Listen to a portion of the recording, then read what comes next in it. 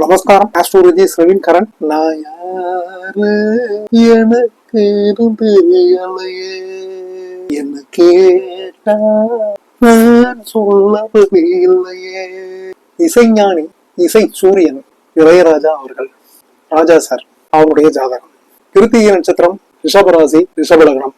லக்னத்திலேயே 4 planets: சூரியன், புதன், சந்திரன், சனி பகவான். 3ஆம் இடத்துல சுக்கிரன், ராகு உச்சம் பெற்ற குரு பகவான். 9ஆம் இடத்துல கேது பகவான். 11ஆம் இடத்துல செவ்வாய் பகவான். இப்போ புதன் திசை நடந்துகிட்டு இருக்கு.